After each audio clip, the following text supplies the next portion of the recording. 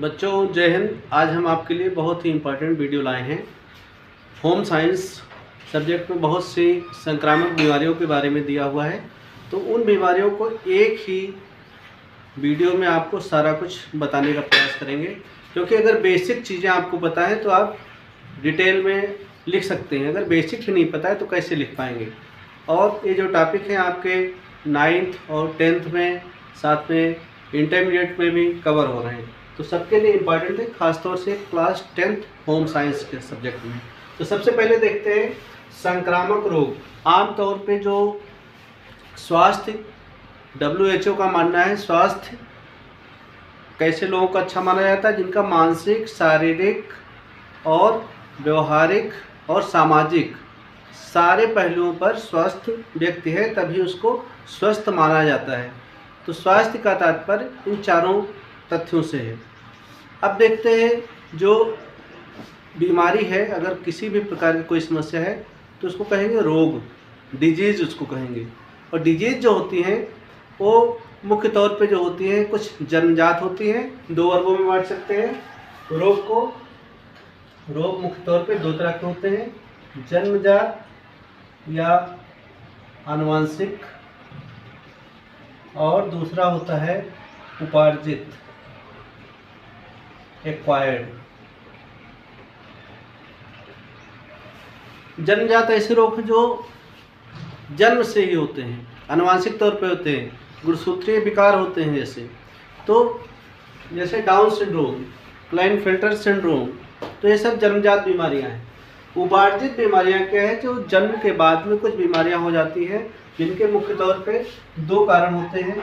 एक होता है कुपोषण और वातावरण की वजह से होता है, तो ऐसी बीमारियां कहलाती हैं असंक्रामक रोग।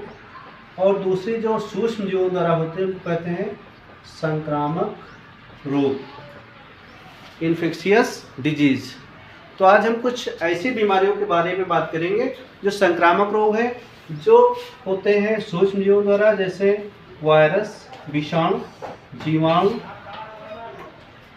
जीवाणु, कवक, प्रोटोजोआ। तो ऐसे सूक्ष्म जीवों द्वारा होते हैं, तो इनको कहते हैं संक्रामक बीमारियां, क्योंकि एक व्यक्ति से दूसरे व्यक्ति में किसी माध्यम द्वारा ये फैलते हैं। तो आज सबसे पहले बात करते हैं कुछ संक्रामक बीमारियां। यहाँ पर 17 बीमारियों के नाम लिखे हुए हैं, उनके क्या कारण हैं और इनका लक्षण क्या है, उपचार क्या है, कैसे इससे बच सकते हैं, इनके बारे में प्रश्न पूछे जाते हैं। तो सारी बीमारियों का कारण क्या है और मुख्य तौर पे लक्षण क्या है, उपचार क्या है, जल्दी से जान लेते हैं। सबसे पहले बात करते हैं बड़ी चेचक या चिकन पॉक्स कहा जाता है, और ये होता है वेरियोला वायरस से। तो चेचक जो होती है, ये बीमारी किसके द्वारा होती है, वायरस द्वारा होती है। चेचक बड़े बड़े दाने जो निकलते हैं, बुखार आता है तो उसको कहते हैं बड़ी चेचक। और छोटी चेचक क्या है, उसमें छोटे दाने पड़ते हैं, दोनों में अंतर है। छोटी चेचक में पहले दाने पड़ते हैं, बाद में बुखार आता है, और इसमें बहुत तेज़ी से बुखार आता है, काफ़ी घातक होता है। उसके बाद में जो है दाने पड़ते हैं, बड़े दाने पड़ते हैं, उससे दानों के निशान पड़ जाते हैं, बाद में उसमें मवाद आता है, तो इससे फैलता है। तो इन दोनों प्रकार की जो चेचक है, स्मॉल पॉक्स और चिकन पॉक्स, इनके दोनों के उपचार के लिए टीका उपलब्ध है। अब सवाल उठता है टीका क्या है। तो टीके की खोज जो की थी सबसे पहले, उनका नाम था जेनर, इंग्लैंड के वैज्ञानिक थे। इन्होंने टीके का आविष्कार किया सबसे पहले इन्होंने टीके का आविष्कार किया था, इसीलिए इनको फादर ऑफ इम्यूनोलॉजी कहा जाता है। फादर ऑफ इम्यूनोलॉजी अगर पूछा जाए, रोग प्रतिरोधक क्षमता विज्ञान का जनक कौन है, तो है जेनर। जेनर ने सबसे पहले चेचक के टीके की खोज की थी, आविष्कार उसका किया था, चेचक के टीके की। तो चेचक जो होता है वेरियोला वायरस से। इसमें थोड़ा जो है किताबों में अलग अलग दिया है, लेकिन इसको आसानी से आप समझ लें जिससे इसमें डाउट ना हो। वेरियोला मेजर से बड़ी चेचक होती है, और वेरियोला माइनर जो है होता है, उसका नाम रख दिया गया, उससे छोटी चेचक होती है, स्मॉल पॉक्स, छोटी माता जिसको कहा जाता है। अगली बीमारी देखते हैं पीत ज्वर। पीत ज्वर जो होता है येलो फीवर जो होता है ये होता है फ्लेवी वायरस द्वारा, इसका भी टीका उपलब्ध है। और जाहिर सी बात है इसमें भी बुखार आता है, तीनों बीमारियां ऐसे जिसमें बुखार आता है। खसरे में भी बुखार आता है, तो खसरा रूबेला वायरस द्वारा होता है, इसके लिए टीका जो होता है MMR। अब MMR का मतलब क्या है, मीजल्स, खसरे को मीजल्स कहते हैं, और दूसरा है मम्स, गलसुआ जिसको कहा जाता है, गलसुआ बीमारी, और रूबेला। ये 3 तरह की बीमारियों का ये टीका होता है जिसको कहा जाता है MMR टीका। तो ये टीका लगवा के मीजल्स से बच सकते हैं, तो बहुत ही महत्वपूर्ण टीका है। मीजल्स में क्या होता है कि जुकाम भी होता है, नाक बहती है, तो इसके लक्षणों में बुखार आता है, पीत ज्वर में बुखार आता है, और ये जो बीमारी होती है ये फैलती है किसके द्वारा, एडीज। एडीज इसका वाहक होता है। एडीज क्या है, एडीज मच्छर।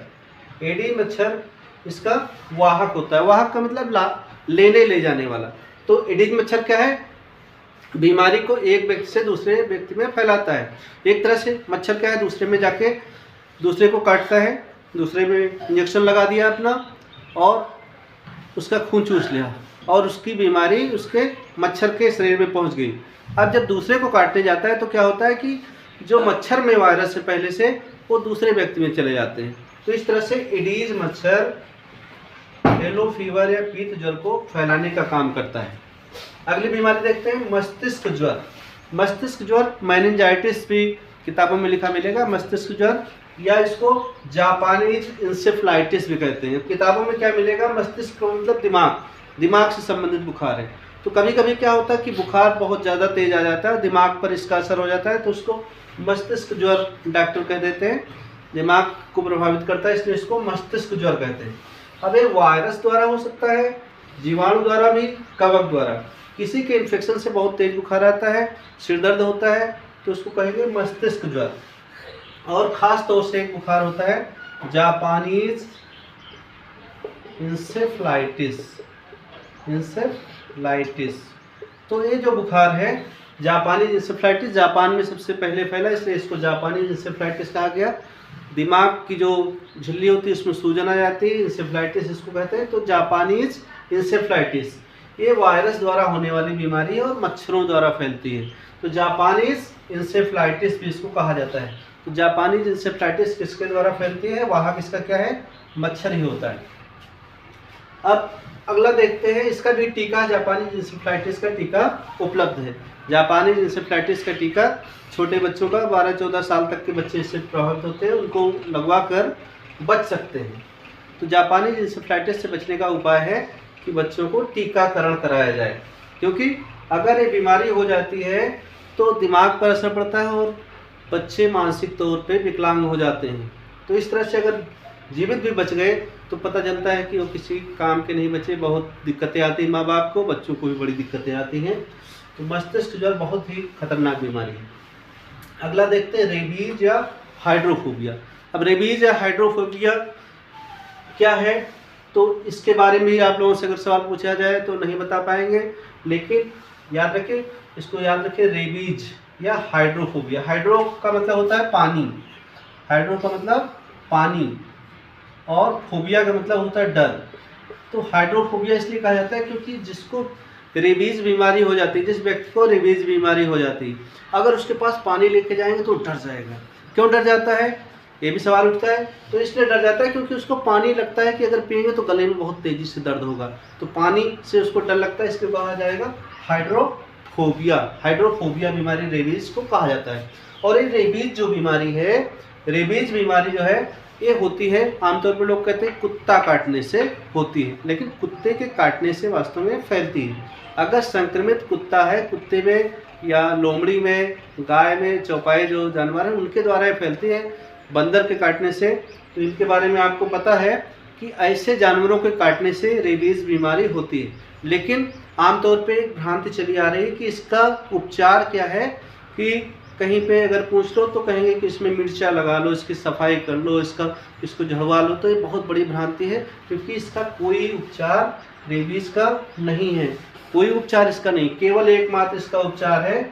और ये रेबीज वायरस द्वारा होने वाला ये बीमारी है, इसका केवल एकमात्र उपचार है, रेबीज के टीके लगते हैं। रेबीज़ के जल्दी से जल्दी टीके लगवा लेने चाहिए, नहीं तो अगर रेबीज़ बीमारी हो गई फिर इसका कोई उपचार नहीं।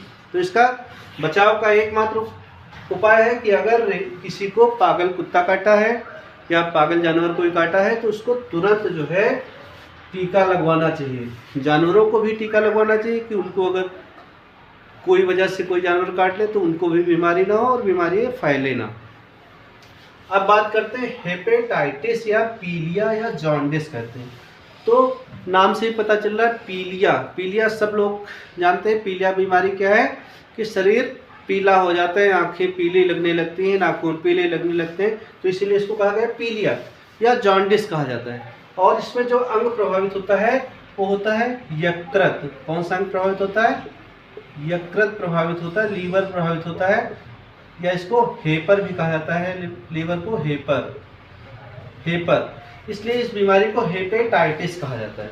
तो इस बीमारी में क्या होता है, जब हेपेटाइटिस होता है तो हेपर या यकृत प्रभावित होता है। अब इसमें क्या होगा कि आदमी पीला पीला हो जाएगा, बुखार आ जाता है, कमज़ोर हो जाता है। तो ऐसे में क्या होता है कि लोग सोचते हैं कि पता नहीं क्या हो गया इसको, बहुत उसको उल्टी होने लगती है, कमज़ोरी आ जाती है। तब कहते हैं कि चलो इसको जो है तरह तरह के दवाएं करने सोचते। तो इसका सबसे अच्छा उपाय क्या है कि बीमारी हो ही ना, इसके लिए हेपेटाइटिस वायरस से होने वाली बीमारी है, इसके लिए पहले ही टीका लगवा लिया जाए। साफ़ सफाई का ध्यान रखें क्योंकि बीमारी जो है गंदगी से फैलती है, गंदे पानी से फैलती है। तो साफ़ सफाई का ध्यान रखें। जिन व्यक्तियों को बीमारी है उनके बर्तन कपड़े अलग होने चाहिए क्योंकि बीमारी बहुत तेज़ी से फैलती है। तो इसका उपचार क्या है? हेपेटाइटिस का एकमात्र उपचार है टीकाकरण। अगर बाई चांस किसी को हो जाए तो उसका पोषण अच्छे तरीके से होना चाहिए, उसकी दवाएं लेनी चाहिए डॉक्टर से सलाह लेके। तो इस तरह से इसका उपचार हो सकता है। अगला देखते हैं डेंगू बुखार, या इसको डेंगी भी कहा जाता है,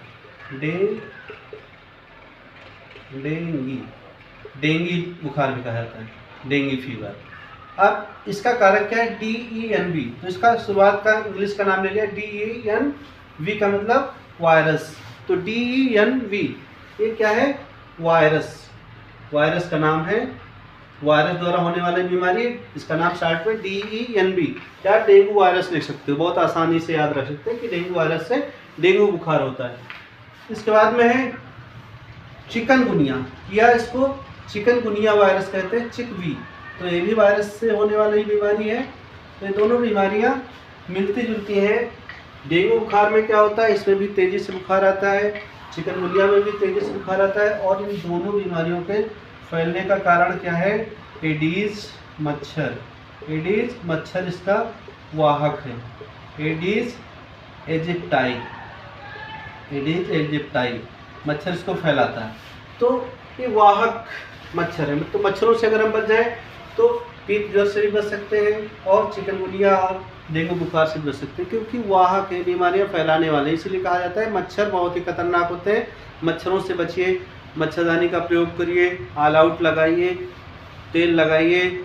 मछलियों का उपयोग किया जाता है कि मछलियाँ ऐसी पाली जाती हैं जो इसके लार्वा को खा जाती हैं। तो तरह तरह के जैविक उपचार भी किए जाते हैं, केमिकल उपचार। DDT का छिड़काव किया जाता है। हालांकि DDT दवा बहुत ही खतरनाक है, कीड़े को मारने वाला कीटनाशक DDT ये बहुत खतरनाक। तो मच्छरों को मारने में इसका उपयोग हो सकता है। तो मच्छरों से अगर हम बच गए तो इन बीमारियों से बच सकते हैं। और अगर एक बुखार हो ही गया तो क्या होगा कि आमतौर पर प्लेटलेट्स की संख्या घटने लगती है। तो इन जो वायरस से होने वाली बीमारियाँ, इसमें पानी पीना बहुत ज़रूरी है। पानी पिएंगे तो वायरस के जो खतरनाक तत्व शरीर से निकलते रहेंगे, तो इसका प्रभाव कम होगा डेंगू का। और प्लेटलेट्स की संख्या अगर कम हो जाए तो इसके लिए कुछ देसी उपाय है कि पपीता खाना चाहिए, पपीते की पत्ती का रस पीना चाहिए। और क्या करना चाहिए कि कीवी फलों का सेवन करें अच्छे से। और इसके अलावा क्या कर सकते हैं कि नारियल पानी, तो ये सब चीज़ों का सेवन करके जल्दी से प्लेटलेट्स की संख्या बढ़ाई जा सकती है। लेकिन इसमें थोड़ा समय लगता है। प्लेटलेट्स की संख्या आमतौर पे 40,000 तक अगर गिरती है, 1.5 लाख से ज़्यादा संख्या होनी चाहिए।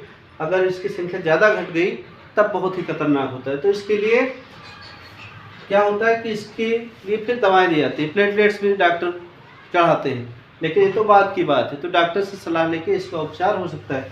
और बुखार के लिए पैरासीटामॉल दवा का उपयोग किया जाता है। पैरासीटामॉल दवा बुखार के लिए कौन सी दवा खाते हैं लोग? पैरासीटामॉल।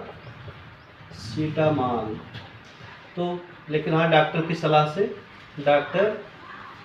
से इलाज करें, ठीक है। अब देखते हैं डेंगू और चिकनगुनिया, इनमें दोनों में अंतर क्या है कि चिकनगुनिया जो है ये और खतरनाक है। तो बुखार आने के बाद में हो सकता है अपने आप ठीक हो जाए, खास तौर से इसमें तो प्लेटलेट्स की संख्या घटती है। इसमें क्या होता है कि WBC की संख्या घट जाती है। WBC क्या मतलब? सफ़ेद जो खून होता है, WBC वाइट ब्लड सेल्स, उनकी संख्या इसमें बहुत ज़्यादा घटती है। और इसमें क्या होता है कि लोगों को गठिया की भी समस्या हो जाती है, चलने में दिक्कत होती है। तो चिकनगुनिया भी बहुत खतरनाक है। तो चिकनगुनिया और डेंगू के बारे में अधिक जानने के लिए हमारा दूसरा वीडियो है, उसको आप देख लीजिए। डिटेल में पूरा अलग अलग वीडियो बनाए हैं, उसको आप देख लीजिएगा। अब आगे देखते हैं डिफ्थीरिया। डिफ्थीरिया जो होता है, ये होता है कोराइनी बैक्टीरियम डिफ्थेरी। अब देखिए यहाँ तक जो 9 बीमारियाँ हैं, ये बीमारियाँ होती हैं सब किसके द्वारा? वायरस द्वारा। वायरस या इसको कहते हैं विषाणु या वायरस इंग्लिश में कहते हैं, के द्वारा ये बीमारियां होती हैं। अब इसके बाद में जो डिफ्थेरिया है, उसका जो फूड पॉइजनिंग, ये बीमारियां होती हैं सारी जीवाणु द्वारा। जीवाणु को इंग्लिश में कहते हैं बैक्टीरिया। तो बैक्टीरिया द्वारा होने वाली बीमारियां हैं। डिफ्थीरिया होता है कोराइनी बैक्टीरियम डिफ्थेरी, ये जीवाणु का नाम है, इसके द्वारा डिफ्थीरिया होता है। और इससे भी श्वसन तंत्र प्रभावित होता है, खांसी आता है, जुकाम, बुखार। तो इसके लिए क्या है, एक टीका लगता है DPT। अब DPT का फुल फॉर्म कभी कभी पूछ लेते हैं, कुछ लोग ऐसा पूछ सकते हैं। तो D का मतलब होता है डिफ्थीरिया, तो डिफ्थीरिया के बचाव के लिए लगाया जाता है, तो डिफ्थीरिया हो गया। और P का मतलब पर्टूसिस। पर्टूसिस का मतलब क्या है? कुकर खांसी, काली खांसी जिसको कहा जाता है। क्या कहते हैं इसको? काली खांसी, कुकर खांसी, हुपिंग कफ या पर्टूसिस। तो पर्टूसिस, पी का मतलब हुआ, टी का मतलब टिटेनस। तो 3 रोगों से बचाव के लिए DPT का टीका लगाया जाता है। डिप्थीरिया और पर्टूसिस और टिटेनस, इनसे बचाव के लिए DPT का टीका लगता है। तो ये टीका लगवाना चाहिए, तो इससे बच सकते हैं। अगली बीमारी देखते हैं, टाइफाइड या मियादी बुखार। अब देखिए टाइफाइड क्या है। टाइफाइड बहुत ही तेज़ी से फैलने वाली बीमारी है। अभी MP में क्या हुआ कि वहाँ पर कुछ लोगों ने कह दिया, एक खास ज़िले के CMO साहब ने कह दिया, कहा कि ये बीमारी क्या है, ये बीमारी ऐसा है, टाइफाइड या मियादी बुखार ऐसी बीमारी है जो बतासे खाने से हो रहा है, जो पानी पूरी लोग खाते हैं। तो क्योंकि गंदगी जो उड़ के पहुँचती है, पानी में गिरती है, उसके बाद में साफ़ सुथरा अगर नहीं है तो उसको लोग खाते हैं, तो उससे बीमारी हो जाती है। तो यहाँ पर उनका कहने का मतलब यह है कि ये बीमारी ऐसा है जो साफ़ सफाई अगर नहीं रखेंगे, गंदा पानी पिएंगे और भोजन स्वच्छ नहीं रखेंगे, ढक के नहीं रखेंगे, तो ये बीमारी फैलती है। और मियादी बुखार इसलिए कहा जाता है, मियाद का मतलब होता है समय। ऐसा बुखार है जो लंबे समय तक होता है, तो मियादी बुखार या मोती छरा भी इसको कहा जाता है। और ये होता है साल्मोनेला टाइफी, जीवाणु का नाम है, इसके द्वारा ये होता है। तो इस जीवाणु में क्या है कि टाइफाइड जीवाणु जो होता है वो शरीर में साल्मोनेला टाइफी बुखार पैदा करता है, और इससे मुख्य तौर पे आंतें प्रभावित होती है। क्या प्रभावित होती हैं? आंतें। आंत्र रोग भी इसे कहा जाता है, इसीलिए आंत्र रोग भी इसको कहा जाता है। मोती छरा या आंत्र रोग कहा जाता है, आंतें प्रभावित होती है। हेपेटाइटिस से यकृत लीवर प्रभावित होता है, और टाइफाइड से आंत्र प्रभावित होती है, ध्यान रखिएगा। अब इसके उपचार के लिए एंटीबायोटिक्स आती हैं, दवा लेनी चाहिए, डॉक्टर की सलाह से पूरा उपचार कराएं, साफ़ सफाई का पालन करें तो बीमारी होगी ही नहीं, साफ़ सुथरा पानी पीजिए। आगे देखते हैं अगली बीमारी, काली खांसी। तो खांसी आती है और ये होता है बेर्डिटेला पर्टूसिस, ये इसका बैक्टीरिया का नाम है, बेर्डिटेला पर्टूसिस या हीमोफिलस पर्टूसिस भी कहीं कहीं लिखा है, तो बेर्डिटेला पर्टूसिस याद रखिएगा। इस जीवाणु द्वारा क्या होती है? काली खांसी। खांसी आती है, बुखार आता है, तो इस तरह से काली खांसी इसका नाम रख दिया गया। और इसके उपचार के लिए हमने बताया DPT का कहाँ योग कर रहे हैं, यहाँ डिप्थीरिया में भी और काली खांसी से बचाव के लिए भी इस टीके का उपयोग कर सकते हैं। अगला देखते हैं टिटनस या धनु रोग। अब धनु का मतलब होता है धनुष। तो जिस व्यक्ति को टिटनस बीमारी हो गई उसमें क्या होता है कि लोग ऐंठ जाते हैं, अकड़ जाता है शरीर और जबड़े जाम हो जाते हैं। टिटनस रोग इसीलिए कहा जाता है इसको धनु रोग। धनु का मतलब धनुष की तरह से तिरछे हो जाते हैं तो अकड़ जाते हैं लोग, जो रीढ़ की हड्डी होती है अकड़ जाती है, तो धनु रोग इसको कहा जाता है टिटनस को। और ये रोग जो होता है क्लॉस्ट्रिडियम टिटेनी द्वारा होता है। आमतौर पे गांव में क्या होता था, पहले बहुत से बच्चे पैदा होते ही मर जाते थे या महिलाएं खत्म हो जाती थी। तो उसका कारण क्या था, क्लॉस्ट्रिडियम टिटेनी। जमोगा लोग कहते थे कि जमोगा हो गया। तो इस तरह की बीमारी क्या है, क्लॉस्ट्रिडियम टिटेनी द्वारा होती। बाद में इसका टीका हो गया तो होने वाली माताएं भी लगवाती हैं टीका कि होने वाला बच्चा बच जाए, माताओं को टिटनेस ना हो, क्योंकि नाल काटने के समय इन्फेक्शन हो जाता था और टिटनेस की बीमारी हो जाती थी। और आमतौर पे गोबर या जो गंदगी वाली चीज़ें हैं, लोहा लग जाता है तो उसमें इसका जीवाणु इन्फेक्ट करता है क्लॉस्ट्रिडियम टिटेनी और लोगों को टिटनेस होने की संभावना रहती है। तो ऐसे में जल्दी से लोग कहते हैं कि जल्दी से जल्दी टिटनेस से बचाव का टीका लगवा लेना चाहिए, तो टिटनेस से हम बच जाएंगे। तो टिटनेस से बचाव का जो टीका होता है उसका नाम होता है ATS।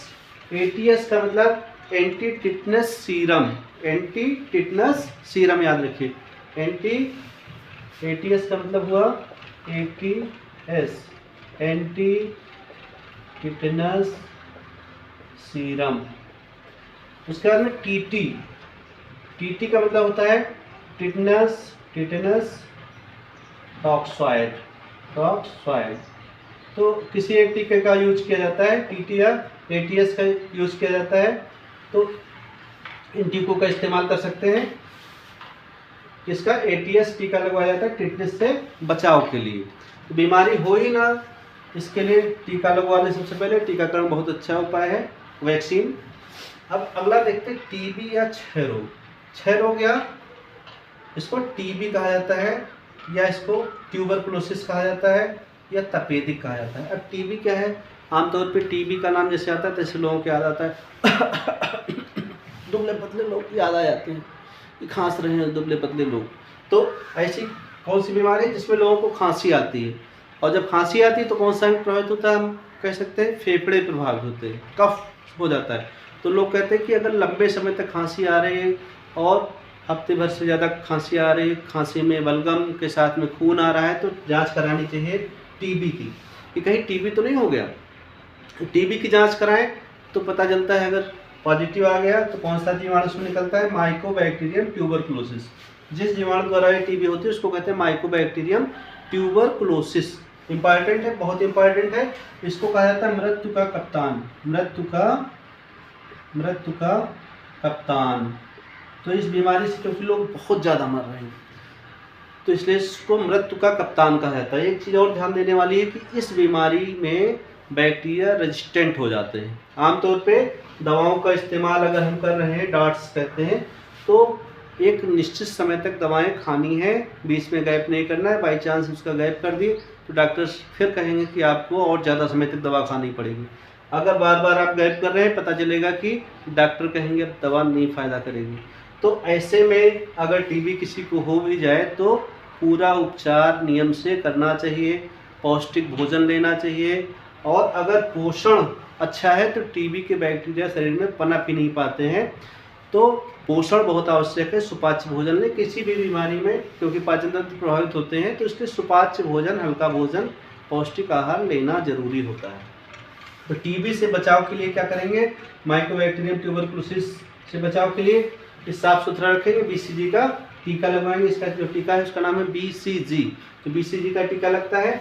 और अगर किसी को बीमारी हो गई तो क्योंकि ये संक्रामक बीमारी है, तो संक्रामक बीमारी एक व्यक्ति से दूसरे व्यक्ति में कैसे फैलती है, हवा के माध्यम से TB फैल सकती है। TB फेफड़े वाली हो सकती है, ब्रेन TB या आंतों की TB हो सकती है, या हड्डी की TB हो सकती है। तो इससे बचाव के लिए क्या उपाय करना चाहिए कि लोगों को ज़्यादा से ज़्यादा करना चाहिए कि जो बीमार आदमी है उसको मुंह पर रुमाल रख लेना चाहिए कि खांसे तो उसके बैक्टीरिया बाहर न जाए, हवा के माध्यम से दूसरे लोगों को ना इन्फेक्ट करें। साथ में क्या करना चाहिए कि जो उसके बर्तन है रोगी के और कपड़े हैं उसको अलग रखना चाहिए, उसको निसंक्रामक पदार्थों से उसको धुलना चाहिए कि उसमें बैक्टीरिया ना रहने पाए, और रोगी को अलग कमरे में रखें। अलग रखेंगे तो उसकी बीमारी पूरे घर वालों को फैलने की संभावना कम होगी। जैसे कोरोना में करते क्या थे, अलग कर देते हैं, आइसोलेशन उसको कहा जाता है, आइसोलेट करने का काम करते हैं। हालांकि इसमें इतना तेज़ी से बीमारी नहीं फैलती है, लेकिन उनको अलग करना चाहिए, उनके बर्तन अलग होने चाहिए टीबी रोगी के, और उनका खान पान और रहने का अलग व्यवस्था होनी चाहिए, जिससे दूसरे लोगों को टीबी ना हो। साफ सफाई का ध्यान रखना चाहिए। अब आगे बात करते हैं, ये तो जीवाणु द्वारा होने वाली बीमारी हो गई, डिप्थीरिया, टाइफाइड और काली खांसी या कुकर खांसी, पर्टूसिस इसको कहा जाता है इंग्लिश में, टिटनेस या धनु रोग, और टीबी या क्षय रोग, तपेदिक या ट्यूबरकुलोसिस या मृत्यु का कप्तान जिसको कहते हैं। और इसके बाद में फूड पॉइजनिंग। फूड पॉइजनिंग का मतलब, फूड का मतलब खाना, पॉइजनिंग का मतलब जहर होना, भोजन विषैला हो जाना, इसको कहते हैं फूड पॉइजनिंग। क्या होता है कि अगर हम लोग ताज़ा खाना नहीं खाते, रखा हुआ खाना खा लेते हैं, तो अक्सर सुनने को मिलता है कि लोग बीमार हो जाते हैं, काफ़ी लोग बीमार हो जाते हैं। कहीं शादी में खाना खा लिए, पता चलता है लोग मरने भी लगते हैं। तो बहुत ही खतरनाक फूड पॉइजनिंग होती है। ताज़ा भोजन इसके अंदर करना चाहिए, बासी भोजन नहीं करना चाहिए। गर्मियों में खास तौर से, जाड़े में तो भी समझिए बैक्टीरिया कम पनपते हैं, तो गर्मियों में खास तौर से इसका ध्यान रखना चाहिए कि ताज़ा भोजन करें, तो फूड पॉइजनिंग हो जाएगी। अगर बासी खाना खाएंगे, रखा खाना खाएंगे देर का, तो उसमें बैक्टीरिया पनप जाएंगे। कौन सा बैक्टीरिया पनपेगा? उसका नाम क्लोस्ट्रीडियम इंडोबाइटिकम। आसान है नाम याद रखना, क्लोस्ट्रीडियम। टिटेनी ही टिटनेस होता है, और इससे क्लोस्ट्रीडियम इंडोबाइटिकम से क्या होता है, फूड पॉइजनिंग होती है। ओके, अब देखते हैं बच्चों कि अगर ये बीमारी हो जाए तो इसके लिए तुरंत डॉक्टर के पास जाएं। उल्टियाँ होने लगेंगी, दस्त आने लगेगा, डॉक्टर से इलाज लें और ORS लें, जिससे पानी की कमी ना होने पाए। तो डॉक्टर सलाह लेंगे और वही बेहतर इलाज कर पाएंगे। अब इससे बचाव कैसे कर सकते हैं, लक्षण क्या है हमने बता दिया, उपचार बता दिए। अब रोकथाम क्या है कि साफ सुथरा भोजन करें, पानी स्वच्छ पिए। अगला है हाथी पांव या फाइलेरिया। अब हाथी का पांव तो बहुत मोटा होता है। अब हाथी पांव रोग आदमी में कैसे होता है? तो आमतौर पे हो सकता है, कभी आपने देखा हो किसी के पैर बहुत मोटे हो जाते हैं, तो एक बीमारी होती है जिसको कहते हैं फाइलेरिया, और इसका नाम ही रख दिया गया हाथी पांव। पांव आदमी का बहुत मोटा हो जाता है, हाथी जैसा मोटा लगता है कि बहुत मोटा हो गया, तो बीमारी की चरम अवस्था होती। तो ऐसी अवस्था में इलाज करना बहुत मुश्किल हो जाता है। ऐसी अवस्था ना आए उससे पहले हम क्या करना चाहिए कि इसका उपचार करा लें। तो ये जो हाथी पांव बीमारी फाइलेरिया, ये होती है नीमेटोडा, एक कीड़ा होता है, बहुत छोटा सा कीड़ा होता है, और उसको फैलाता है मच्छर। इसका भी क्यूलेक्स मच्छर, इसका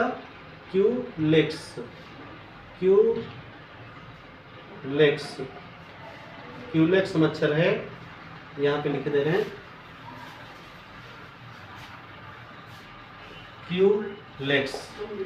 क्यूलेक्स मच्छर जो होता है, ये मच्छर इसका वाहक है, इसका हाथी पांव का। हाथी पांव या निमेटोड को ये फैलाता है, और इसका जो बीमारी जिससे होती है उस कीड़े का नाम है